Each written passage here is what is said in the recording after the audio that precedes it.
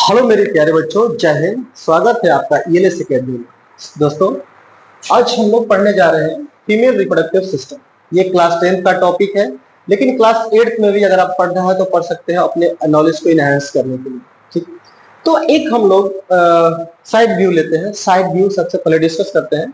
तो side view के अंदर 3 पार्ट है। पहला एक पूरा ये कहलाता है, ये पूरा यूट्रस कहलाता है। ठीक, तो सबसे पहले यही यूट्रस जो है ये मेल फीमेल का रिप्रोडक्टिव सिस्टम होता है जो बॉडी के अंदर रहता है। मेल का जो रिप्रोडक्टिव सिस्टम होता है वो मैक्सिमम रिप्रोडक्टिव सिस्टम जो होता है वो बाहर रहता है। क्यों? क्योंकि वो बाहर जो है फेवरेबल कंडीशन रहता है उसके लिए, इसलिए वो रहता है। लेकिन फीमेल के अंदर most of the reproductive system जो होता है वो बॉडी के अंदर रहता है। तो बॉडी के अंदर कुछ इस प्रकार रहता है। ये आपका यूट्रस हो गया। यूट्रस जो होता है, इस यूट्रस का जो वॉल होता है, जो मुख्य द्वार होता है, उसको हम लोग बोलते हैं सर्विक्स। ये सर्विक्स के बाद ये होता है आपका वजाइना। ये वजाइना जो होता है एक प्रकार से ये पाथ होता है। ये जो पाथ जो होता है स्पर्म को लेकर के जाता है सर्विक्स के अंदर, और ये फिर यूट्रस के अंदर, फिर आगे फर्टिलाइजेशन होता है ओवरी के फ्लोपियन ट्यूब के अंदर। ठीक है। मेल के अंदर आप लोग देखे थे कि यूरिनरी ब्लैडर जो था वो एकदम ऊपर था और एक डक्ट, सीधे डक्ट निकला हुआ था, जो कि उसी डक्ट के थ्रू स्पर्म भी आता था और उसी डक्ट के थ्रू यूरिन भी निकलता था। तो एक प्रकार से वो कॉमन डक्ट। लेकिन यहाँ पे बिल्कुल सेपरेट डक्ट है। यूरिन फीमेल का जो यूरिन निकलने का जो डक्ट होता है एकदम सेपरेट होता है। वो यूट्रस के अंदर उसका कोई लेना देना नहीं होता, ये सेपरेट होता है। ठीक है। उसके बाद जैसा मेल में रेक्टम बाहर होता है उसी तरह से फीमेल में भी रेक्टम बाहर होता है। ये रेक्टम है, इसके अंदर जो अनडाइजेस्टेड वेस्ट है, यानी कि वेस्ट प्रोडक्ट है, जो डाइजेशन के बाद जो बना हुआ है वो यहाँ आकर के स्टोर होता है और यहाँ से एनस के थ्रू वो बाहर निकल जाता है। ठीक है। तो इस तरह से हमारा ये काम करता है। देखिए, ये यूट्रस है, इसको बोलते हैं, ये जो गैप है इसको बोलते हैं यूट्राइन कैविटी। इसी के अंदर बच्चे का डेवलपमेंट होता है।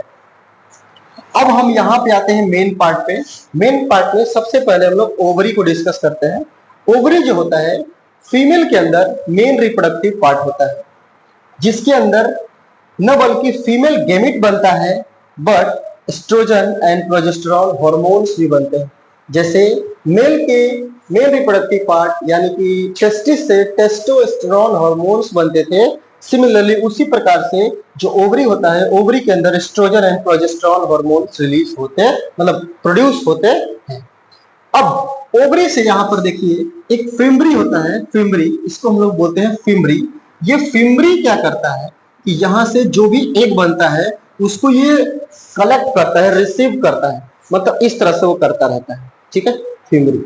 और ये फिम्बरी उसको वापस आने से यानी कि बैकफ्लो होने से बचाता है, ताकि जो एग है वो इसी फिलोपियन ट्यूब के अंदर है। ये पूरा फिलोपियन ट्यूब है, यहाँ से यूट्रस के यहाँ यूट्रस से लेकर के ये पूरा ओवरी को कनेक्ट करने वाला जो पार्ट है उसको हम बोलते हैं आपका फिलोपियन ट्यूब बोल लो या फिर ओविडक्ट बोल लो। ठीक है। ये एंफिंडबुलम होता है, यहीं पे एग रिलीज होता है, मतलब यही इसी रास्ते से एग जाता है और यहाँ पे एम्पुला के पास यहाँ पे आकर के फर्टिलाइजेशन होता है। इधर से स्पर्म आता है, इधर से स्पर्म आता है और स्पर्म आकर के यहाँ पे पेनिट्रेट करता है और एक प्रकार से पेनिट्रेशन के बाद जो फर्टिलाइजेशन प्रोसेस होता है, फर्टिलाइजेशन प्रोसेस होने के बाद एक प्रकार की सिंगल सेल यानी कि जाइगोट बन जाता है। अभी जाइगोट जो होता है एक प्रकार के सिंगल सेल हो गया और ये जाइगोट जो है अपना डिवीजन करना स्टार्ट कर देता है। पहले 1 से 2 बनता है, 2 से 4 बनता है, 4 से 8, 8 से 16, 16 से 32, ऐसे बनते बनते बनते बनते एक प्रकार से एक बॉल बन जाता है। इस तरह से क्या बन जाता है? एक बॉल बन जाता है और इस बॉल में बहुत सारे सेल्स रहते हैं। ये सेल्स जो होते हैं धीरे धीरे टिश्यू बनने लगते हैं। टिश्यू बनने के बाद धीरे धीरे टिश्यू ऑर्गन में कन्वर्ट होने लगता है। फिर ऑर्गन जो होता है एक ऑर्गन सिस्टम का निर्माण करने लगता है। फिर ये ऑर्गन सिस्टम का निर्माण करते करते एक बॉडी बन जाता है। तो सबसे पहले एम्ब्रियो को समझते हैं। एम्ब्रियो कुछ नहीं है, ये जो सेल डिवीजन हुआ है तो एक सेल का बहुत सारा गुच्छा बन गया है, उसी को हम लोग बोलते हैं एम्ब्रियो। और यही एम्ब्रियो, अच्छा एम्ब्रियो ये तब तक कहलाएगा जब तक से ये बाहर नहीं निकल जाता, मतलब न्यू बॉर्न बेबी नहीं हो जाता।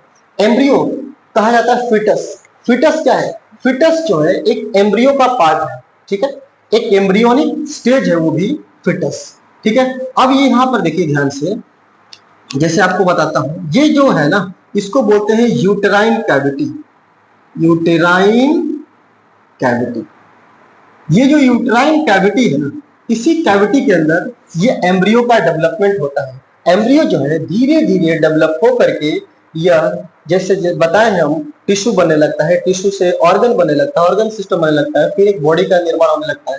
तो ये एम्ब्रियो जो है आ करके यहाँ पे इम्प्लांटेड हो जाता है, ये इम्प्लांटेशन इसके अंदर हो जाता है। देखिए ये एम्ब्रियो जो है किस वॉल के थ्रू इम्प्लांट हुआ? एंडोमेट्रियम। ये जो बाहरी वाल है इसको हम बोलते हैं एंडोमेट्रियम। इसी एंडोमेट्रियम से आकर के चिपक गया और एंडोमेट्रियम के पास बहुत सारा ब्लड है और ये ब्लड इसको देगा और इसी ब्लड के थ्रू इस बच्चे का मतलब डेवलपमेंट होगा, ठीक है। तो इसके अंदर बहुत ज्यादा तेजी से डेवलपमेंट होता है।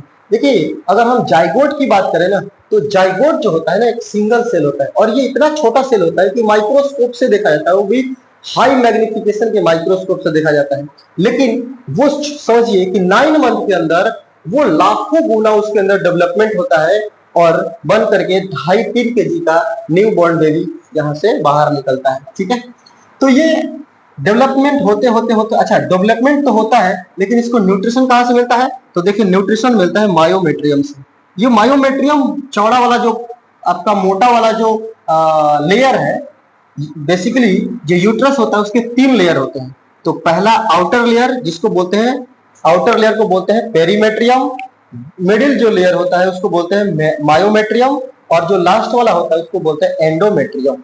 तो इसके थ्रू ये चिपकता है और चिपक करके डेवलप होने लगता है और डेवलप होते होते होते होते होते होते धीरे धीरे इसके सर दिखने लगते हैं, इसके पूरा चेस्ट दिखने लगता है, इसके दोनों हाथ दिखने लगते हैं, इसके स्टमक दिखने लगते हैं, इसके पैर दिखने लगते हैं, इसके ईयर दिखने लगते हैं, इसके नोज दिखने लगते हैं, आईज के कैविटी बनने लगते हैं, आईज धीरे धीरे डेवलपमेंट होने लगता है। तो इस तरह से एक ओवरऑल एक स्ट्रक्चर बन जाता है बेबी का, जिसको बोलते हैं फिटस। क्या बोलते हैं? फिटस। ये फिटस जो है फर्दर, ये जब फिटस बन गया तब इसके अंदर से देखिए, अगर मान लेते हैं ये फिटस है, ये फिटस बन गया यहाँ पे, इसके दोनों पैर है ना, और यहाँ से नेवल निकलेगा, नेवल, और ये जो है ना ये प्लेसेंटा कहलाएगा। ये डिस्क, ये डिस्क जैसे जैसे बच्चा बड़ा होता जाएगा ये डिस्क जो है बड़ा होता जाता है और ये डिस्क से ही पूरा का पूरा इसको न्यूट्रिशन मिलता है। जब तक बच्चा माँ के गर्भ में रहेगा तब तक इसी डिस्क से यानी कि प्लेसेंटा से यहाँ से ब्लड के थ्रू इसको न्यूट्रिशन मिलेगा। ब्लड के थ्रू क्या मिलेगा? न्यूट्रिशन मिलेगा। यानी कि जो भी माँ खाना खाएंगी वही उसके बच्चों को मिलेगा। इसलिए इस स्टेज में कहा जाता है माताओं को, बहनों को, कि ज्यादा मात्रा में अच्छे संतुलित भोजन का संतुलित आहार करें ताकि संतुलित भोजन आपके बच्चों को मिले। और अगर मान लेते हैं कि कुछ ऐसा चीज खा लिया जो इसके लिए अच्छा नहीं है तो इसके स्वास्थ्य पर भी प्रभाव पड़ेगा, आपके साथ साथ इसके स्वास्थ्य पर भी प्रभाव पड़ेगा। आपको उस समय अच्छे मात्रा में खाना लेना चाहिए, प्रोटीन युक्त खाना लेना चाहिए, ग्रीन वेजिटेबल खाना चाहिए। तो ये सब चीजें विटामिन वगैरह प्रॉपर टेस्टिंग करा करके लेते रहना चाहिए।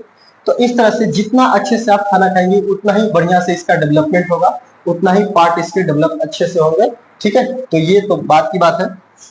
फिलहाल जब ये बच्चा पूरी तरह से डेवलपमेंट हो जाता है तो ये धीरे धीरे धीरे धीरे धीरे धीरे ये पहले इसका हेड इधर आता है और हेड जो है बाहर निकल जाता है और ये वजाइना के थ्रू ये पूरी तरह से इसका जन्म हो जाता है। अब जैसे ही जन्म होता है तो माता के गर्भ से जो खाना और ऑक्सीजन इसको मिल रहा था वो यहाँ से सप्लाई इसको काट दिया जाता है ना, और ये नेवल जो है काट दिया जाएगा यहाँ पे और ये बच्चा जो है अब इसके पीठ पे तब दबाया जाता है, जोर जोर से थोड़ा बहुत मारा जाता है ताकि बच्चा चिल्लाए और तेजी से ऑक्सीजन ले बाहर से, ताकि इसको बाहर से ऑक्सीजन लेना बहुत ज्यादा अनिवार्य हो जाता है। क्योंकि अगर बाहर से ऑक्सीजन नहीं ले रहा है इसका मतलब ये बहुत ज्यादा दिन तक नहीं रहेगा, ज्यादा देर तक नहीं रहेगा। क्यों? क्योंकि oxygen is very very necessary for any living organism. Understand? So यहाँ पर देखिए कि ये जो है ना जो ओवरी है, ओवरी से लेकर के यूट्रस का जो पार्ट होता है ये कनेक्ट जो करता है ओवरी और यूट्रस को, इसको बोलते हैं हम लोग ओविडक्ट और बोलते हैं फिलोपियन ट्यूब। इस यूट्रस को हम लोग बॉम्ब भी बोलते हैं। यूट्रस को क्या बोलते हैं? बॉम्ब। अब क्या होता है जब फर्टिलाइजेशन नहीं होता है, कोई जरूरी नहीं है कि फर्टिलाइजेशन हो, जब फर्टिलाइजेशन नहीं होता है तो क्या होता है, तब यहाँ पर एक वर्ड आपको सुनने को मिलता है जिसका नाम है एमसी। इसका फुल फॉर्म होता है मेंस्ट्रुअल साइकिल। मेंस्ट्रुअल साइकिल ये क्या होता है, जब यहाँ पर रिप्रोडक्शन, जहां फर्टिलाइजेशन नहीं हुआ, तो फर्टिलाइजेशन नहीं हुआ तो ये एक जो है यहाँ पर आएगा, अपना निश्चित समय तक यहाँ पर वेट करेगा, और वेट करने के बाद ये फिर इधर बाहर आने लगेगा, और ये तब तक से ये जो वॉल होता है ये शेड होने लगता है, ये शेड होकर के पूरी तरह से बाहर आ जाता है। तो यहाँ पर जिस ये जो घटना होती है, जो फिनोमिना होती है, इसको बोलते हैं मेंस्ट्रुअल साइकिल। ये सारे जितने भी फीमेल हैं जो मां बन सकती हैं, उन सारे महिलाओं के अंदर ये देखने को मिलता है, लगभग 40 इयर्स टू 45 इयर्स। ठीक है, तो जब भी फर्टिलाइजेशन नहीं होगा, ये हर 28 डेज पर और 30 डेज पे ये बार बार यही प्रक्रिया होती रहेगी। यहाँ पे शेड होगा, फिर से न्यू वॉल बनेगा, फिर से शेड होगा, फिर से न्यू वॉल बनेगा, फिर से शेड होगा।